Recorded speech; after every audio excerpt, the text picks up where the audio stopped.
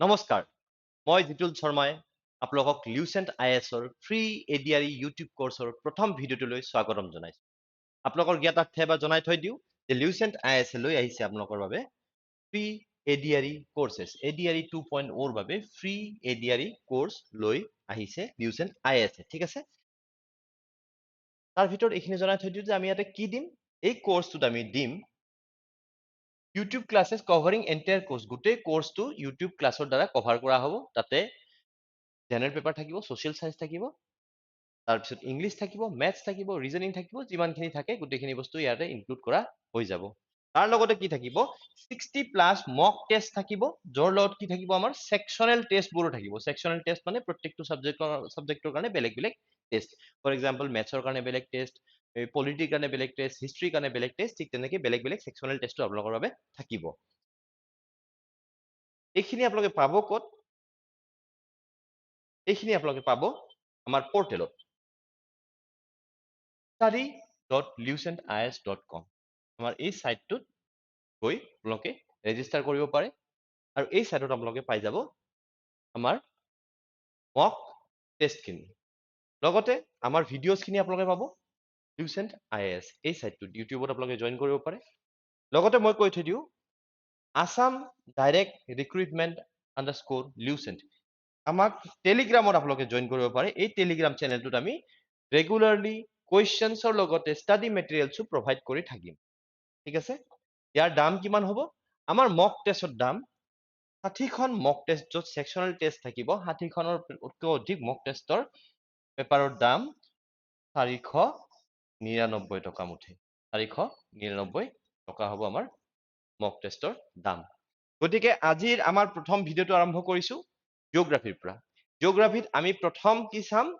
The origin and evolution of earth, পৃথিৱীৰ origin আৰু evolution. ইয়াৰ পৰা প্ৰশ্ন মই অহা দেখিছো, আগে পিছে আহিছে, গতিকে এই টপিকটো আমি প্ৰথমতে শিকি লওঁ। পৃথিৱীৰ অৰিজিন কেতিয়া হৈছিলে? নিয়াৰ এবাউট 4.5 বিলিয়ন ইয়াৰ্ছ আগতে পৃথিৱীৰ অৰিজিন হৈছিলে। পৃথিৱীৰ অৰিজিন হৈছিলে 4.5 বিলিয়ন ইয়াৰ্ছ এগো, ঠিকে আছে? তো কেনেকে হৈছিলে সেই বিষয়ে যদি আমি ষ্টাডি কৰিব লাগে, তেতিয়াহ'লে আমি আৰ্থৰ অৰিজিনৰ আগতে, প্ৰথমতে আৰ্থ গম পোৱাৰ আগতে আমি জানিব লাগিব যে ইউনিভাৰ্ছ ব্ৰহ্মাণ্ডখন কেনেকে আহিলে, ব্ৰহ্মাণ্ডখনৰ ফৰ্মেশ্যন কেনেকে হ'ল তাৰ বিষয়ে বেলেগ বেলেগ হাইপথিচিছ আছে। সময়ে সময়ে বেলেগ বেলেগ স্কলাৰে, বেলেগ বেলেগ চাইণ্টিষ্টে নানান ধৰণৰ হাইপথিচিছ দি থৈ দিছে, ঠিকে আছে? তো প্ৰথমটো আমি চাম যে নেবুলাৰ হাইপথিচিছ। এই নেবুলাৰ হাইপথিচিছটো কোনে দিছিলে? It was given by a German philosopher called Immanuel Kant. ইমানুৱেল কাণ্টে এই হাইপথিচিছটো দিছিলে। তেওঁৰ মতে কি? According to this theory, the sun and all the planets arose from a huge cloud of dust and gas called nebula. nebula নামৰ এটা কি আছিলে? ক্লাউড আছিলে। Cloud of what? Dust and gas. Gas আৰু ডাষ্টৰ বহুত ডাঙৰ এটা ক্লাউড আছিলে নেবুলা বুলি, তাৰ পৰা অৰিজিনেট হৈছে। The dust and the gases started to collect together and formed the sun and the planets. তাৰমানে চিধাই কৈ দিলে যে এই গেছখিনি কি হৈছে? লাহে লাহে লাহে লাহে এইটোৰ মাজত কালেক্ট হোৱা আৰম্ভ কৰিলে। কালেক্ট হৈ কি কৰিলে? সান তাৰ লগতে আমাৰ প্লেনেটছবোৰ ফৰ্ম কৰিলে এই নেবুলাৰ পৰা। তেওঁৰ মতে যে এই নেবুলাৰ পৰা আমাৰ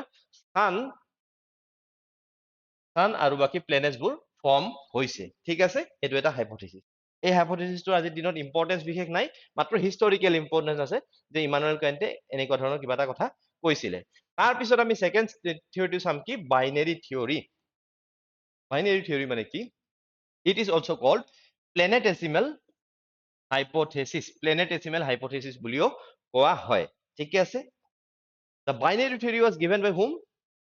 এই বাইনেৰী থিয়ৰিটো কোনে দিছিলে? চেম্বাৰলিন আৰু মল্টনে। কেতিয়া? 1900ত দিছিলে চেম্বাৰলিন আৰু মল্টনে। According to this theory, stars collided with the sun. A star collided with the sun. As a result, some matter spread from the sun. After the star moved away, the spread material gradually formed the planet. These planets started to revolve around the sun. এইটো আছিলে কি? Binary theory, মানে কি এটাৰ পৰা বেছি হোৱা, সেইটোকে কোৱা হয় বাইনেৰী থিয়ৰি। তেওঁৰ মতে কি? তেওঁলোকৰ মতে কি? চেম্বাৰলিন আৰু মল্টনৰ মতে কি? এইটো চান আছিলে, ঠিকে আছে? কি হৈছে? এটা ষ্টাৰ আহিছে, ষ্টাৰ আহি চানত কলাইড কৰিছে।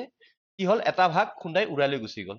তো তাৰপিছত কি থাকিলে চান থাকি গ'ল আৰু লগতে সৰু সৰু সৰু সৰু টুকুৰা থাকি গ'ল এই সৰু সৰু টুকুৰাবোৰ কি হৈছে চানৰ চাৰিওফালে ঘূৰা আৰম্ভ কৰিলে আৰু এইবোৰে প্লেনেটছ ফৰ্ম কৰিলে বাইনেৰী থিয়ৰী মতে এইটো ঠিকে আছে বাট আজিৰ দিনত আটাইতকৈ বেছি একচেপ্টেড থিয়ৰী হৈছে কি আমি সকলোৱে জানো হয়তো শুনিছো নামটো এইটো হৈছে big bang theory big bang theory এই থিয়ৰীটোৰ মতে গোটেই মেটাৰখিনি এটা চিম্পল এটা সৰু পইণ্টত আহিছিলে ইয়াতে তাৰপিছত কি হৈছে এটা এক্সপ্ল'ছনৰ ফলত ইনষ্টেণ্টলি ইনফ্লেশ্যন হোৱা আৰম্ভ হৈছে আৰু সময়ে সময়ে যুগে যুগে যুগে যুগে কি এক্সপাণ্ড হৈ গৈ আছে এনেকে এক্সপাণ্ড হৈ গৈ আছে বেলেগ বেলেগ গেলেক্সি ফৰ্ম কৰিছে ষ্টাৰ্ছ ফৰ্ম কৰিছে মাল্টিপুল ফৰ্ম কৰি তো ডাৰ্ক এনাৰ্জি এক্সিলাৰেটেড এক্সপানশ্যন চলি আছে ইয়াতে কি হ'ল গেলেক্সি আৰু প্লেনেট ফৰ্ম কৰিছে মানে সময়ে সময়ে যুগে যুগে এই লাইনবোৰ যে দেখুৱাইছো এইটো সময়ে সময়ে যুগে যুগে ফৰ্ম কৰি যোৱা ইয়াৰ কি হৈছে সময়ৰ লগত বেলেগ বেলেগ কেনেকে কেনেকে কি সময়ত কোনটো কোনটো ফাৰ্ষ্ট ষ্টাৰ কেতিয়া ফৰ্ম হৈছিলে 400 million years ago about 400 million years from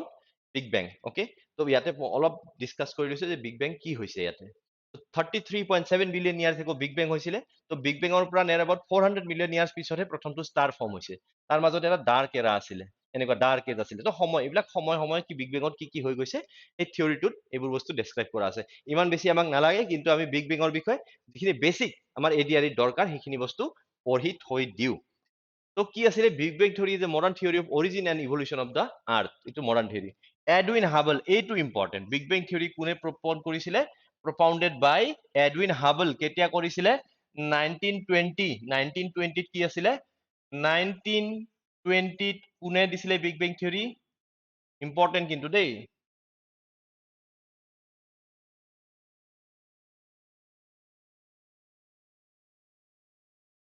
Edwin হাবলে দিছিলে বিগ বেং hypothesis okay it is also called it is also known as expanding universe hypothesis কাৰণ মই ক'লো নহয় ইউনিভাৰ্সখন এক্সপান্ড হৈ আছে কনষ্টেন্টলি বিগ বেং এতিয়াও হৈ আছে ইউনিভাৰ্সখন এক্সপান্ড হৈ গৈ আছে according to this theory it states that universe is ever expanding ক'লোৱে already as per this theory all the matter of the universe was accumulated in the center অলপ আগতে মই দেখুৱালো যে ইয়াতে কি হৈছে এই চেণ্টাৰত একিউমুলেট হৈ গৈছে গোটেই মাছখিনি ইউনিভাৰ্সৰ গোটেই মাছখিনি এটা সৰু চেণ্টাৰত একিউমুলেট হৈ গৈছিলে যেতিয়া চেণ্টাৰত একিউমুলেট হৈছে তাৰপিছত কি হৈছে তাতে ডেনচিটি বাঢ়ি গৈছে আৰু হিউজ এমাউণ্ট অফ এনাৰ্জি এটা সৰু মাছৰ ভিতৰত সোমাই গৈছিলে ঠিকে আছে all the matter of the universe was accumulated in a center it occupied a small space and had a extremely high temperature and density যেতিয়া সৰু এটা বস্তু এটা কম্প্ৰেছ কৰি একদম সৰু স্পেচত সোমাই দিয়া হ'ব কি হ'ব ডেনচিটি বাঢ়িব ডেনচিটি বঢ়াৰ লগে লগে কি হ'ব মলিকুলবোৰৰ মাজত স্পেচ কমি যাব আৰু কি হ'ব টেম্পাৰেচাৰো বহুত বেছি বাঢ়ি যাব ঠিক আছে এতিয়া কি হ'ল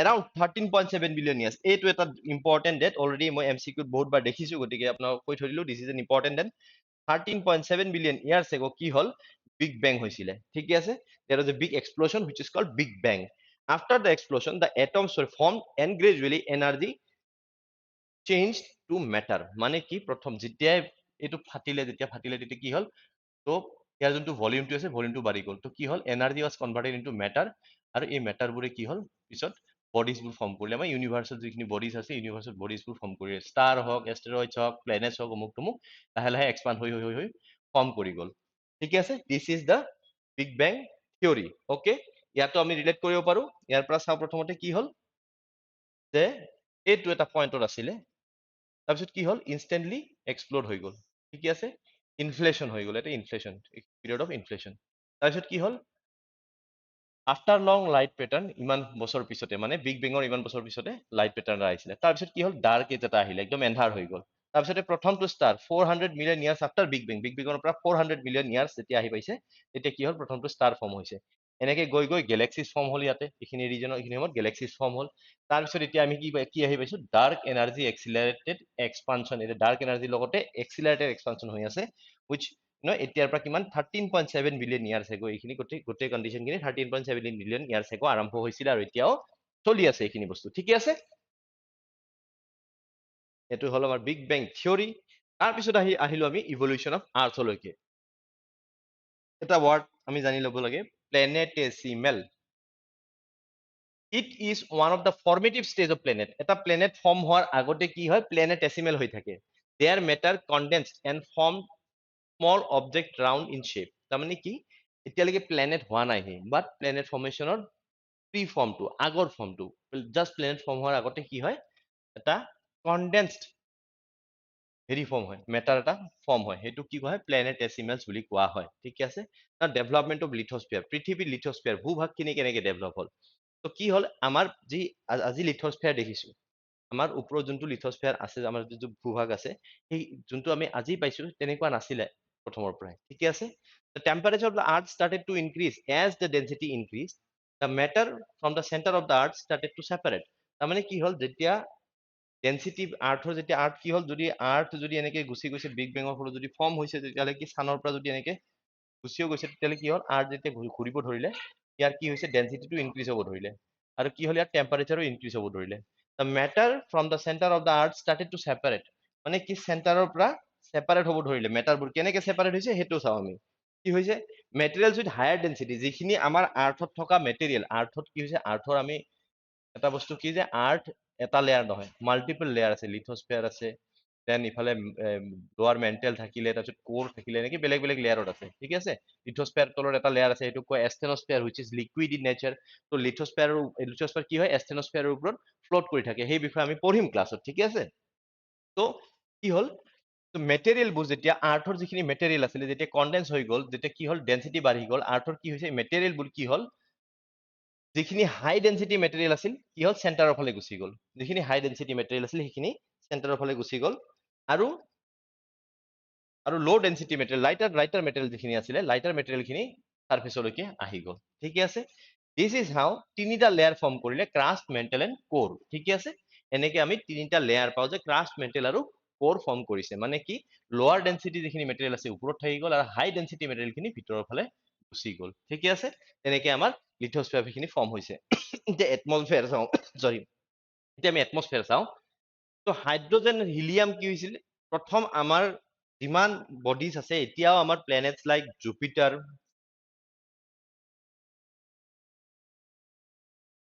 নেপচুন, Saturn, ইউৰেনাছ,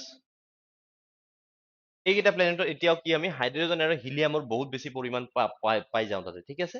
কিন্তু আমাৰ ইয়াতে কি হৈছিলে যে হাইড্ৰজেন আৰু হিলিয়াম খিনি কি হৈছিলে ব্লড, চলাৰ উইণ্ড বুলি কোৱা হয়, সূৰ্যৰ পৰা অহা উইণ্ডে কি কৰিলে হাইড্ৰজেন আৰু হিলিয়াম খিনিক ব্ল' কৰি লৈ গুচি গ'ল আমাৰ আৰ্থৰ চাৰ্ফেচৰ পৰা, আৰ্থৰ পৰাই নহয় মাৰ্কিউৰিৰ পৰা হওক, ভেনাছৰ পৰা হওক, মাৰ্চৰ পৰা হওক আৰু আৰ্থৰ হওক, প্ৰত্যেকটো প্লেনেটৰ পৰা কি হ'ল এই চলাৰ উইণ্ডে এনেধৰণৰ হিলিয়াম আৰু হাইড্ৰজেন গেছৰ যিখিনি ভৰপূৰ হৈ আছিলে সেইখিনি ব্ল' কৰি লৈ গুচি গ'ল। তাৰপিছতে কি হ'ল আৰ্থ ঠাণ্ডা হ'ব ধৰিলে, লাহে লাহে লাহে লাহে আৰ্থ ঠাণ্ডা হ'ব ধৰিলে, ঠিক আছে। তেতিয়া কি হ'ল water vapor and gases such as carbon dioxide, water vapor তাৰ লগতে কি carbon dioxide, nitrogen, methane and ammonia came out from the interior, আৰ্থৰ যে ইণ্টেৰিয়ৰত যে এই মেটাৰখিনি আছিলে যে ইয়াৰ পৰা কি হৈছিলে, ইয়াৰ পৰা ইয়াতে ৰিয়েকশ্যন হৈ কি হৈছিলে লাহে লাহে পৃথিৱীৰ ভিতৰৰ পৰাই কি হৈছিলে ৱাটাৰ ভেপৰৰ লগতে কি ওলাইছিলে CO2, ঠিক আছে, NH3, এমনিয়া, এনেকুৱা গেছবোৰ ওলাব ধৰিলে। তো ওলাই কি হ'ল যেতিয়া আমি দেখিলো এমনিয়া ওলালে, এমনিয়াৰ পৰা কি পাম আমি, এমনিয়াৰ পৰা আমি পাম প্ৰটিন,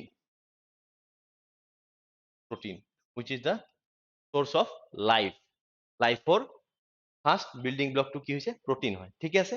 তো এইখিনি এমনিয়া অহাৰ পিছতে কি হ'ব আমি কি পাই যাম, লাইফ যদি পাই যাওঁ তাৰপিছত কি হ'ব আমাৰ oxygen was released into the atmosphere by living organism, মানে অক্সিজেন কি ৰিলিজ কৰে প্লেন্টছে ৰিলিজ কৰে, যেতিয়া প্লেন্টছ আহিলে কাৰ্বন ডাই অক্সাইড আছিলে ফটোচিনথেসিস আৰম্ভ কৰিলে, আৰু আমি অক্সিজেন পাই গলো ক'ত, আমি অক্সিজেন পাই গলো আমাৰ আৰ্থত, ঠিক আছে। ঠিক এনেদৰে আমাৰ এটমছফিয়াৰ খিনি ফৰ্ম হৈছিলে। এতিয়া আমি চাওঁ অৰিজিন অফ লাইফ, এইটো প্ৰশ্ন অলৰেডি APSC CCEত আহি গৈছে, লাইফ কেতিয়া অৰিজিনেট হৈছিলে। Life originated on earth about 3800 million years ago or 3.8 billion years ago, ঠিক আছে।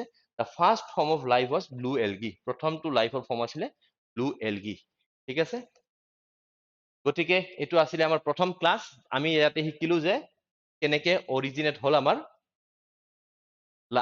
আৰ্থ, লগতে লাইফ, লগতে আমাৰ আৰ্থত থকা লিথোস্ফিয়াৰ, এটমছফিয়াৰ কেনেকে অৰিজিনেট হল সেই বিষয়ে আমি শিকিলো, ঠিক আছে।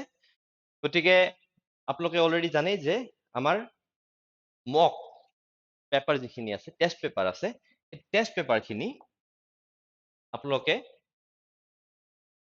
ন্যূনতম দাম 499 টকাত ক্ৰয় কৰিব পাৰে।